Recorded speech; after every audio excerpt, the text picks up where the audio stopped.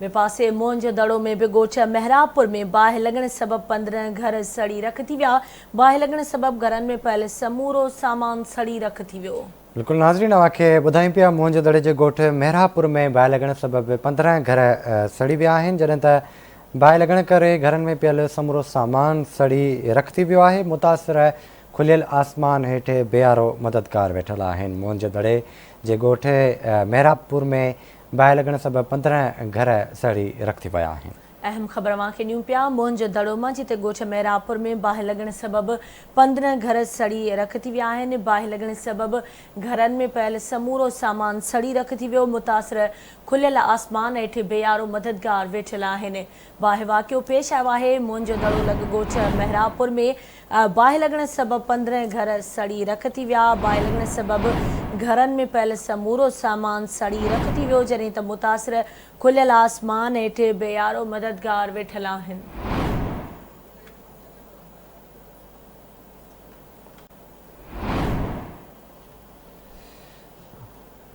अहम ख़बर आहे मोंज दड़ो जे ॻोठ मेहरापुर में बाहि जो वाक़ियो पेश आयो आहे। 15 घर सड़ी विया आहिनि। बाहि लॻण करे घरनि में पियल समूरो सामान बि सड़ी वियो आहे, जॾहिं त मुतासिर खुलियल आसमान हेठि वेठल आहिनि।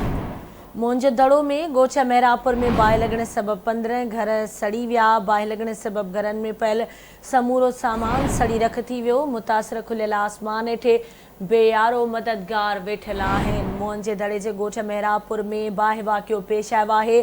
15 घर सड़ी रख थी विया। तफ़सील मालूम कंदासीं मोंज दड़े मां आवाज़ जे रिपोर्टर ग़ुलाम मुस्तफ़ा झतियाल खान। ग़ुलाम मुस्तफ़ा, छा तफ़सील आहिनि, कीअं पेश आयो आहे बाहि जो वाक़ियो? जी अवांखे ॿुधाईंदा रहो त मोंज जे दड़े भरिसां ॻोठ आहे मेहरापुर, जतोइन जो जिते कब्रिस्तान जे लोड़े खे जितां बाहि लॻी, बाहि जेका आहे उहा वधी करे ऐं भरिसां जेके आहिनि कखावा जेके घर हुया, ॿुधायो वञनि था त 15 जेके आहिनि घर आहिनि, तक़रीबन जेके आहिनि भट्टी बिरादरी ऐं जतोई बिरादरी ऐं पीरज़ादा बिरादरी जे 15 घरनि खे बाहि जेका आहे उहा वकोड़े वई आहे। जॾहिं त केतिरा ई जेके घर जेके आहिनि उहे मुतासिर थी विया आहिनि ऐं केतिरा ई जेके जानवर जेके आहिनि जंहिंमें उहे बि जेके सड़ी ऐं जेके मरी जेके आहिनि उहे जेके इतला असांखे ॾिना विया आहिनि। असांखे इहो ॿुधाईंदा रहो त हिन वक़्तु ताईं जेका आहे त बाहि ते जेको आहे उहो ज़ाब्तो न अची सघियो आहे ऐं फायर ब्रिगेड जेका आहे उहा बि अञा न पहुती आहे ऐं ख़दशो आहे त अञा जेका आहे बाहि जेका आहे तमामु जेका आहे उहा जेका आहे उहा वकोड़े वई आहे ऐं जेके भरिसां जेके ॿिया घर आहिनि उनखे बि जेके नुक़सान जो अंदेशो आहे। जी ठीकु आहे ग़ुलाम मुस्तफ़ा, वॾी महिरबानी अवांजी तफ़सील खां करण लाइ।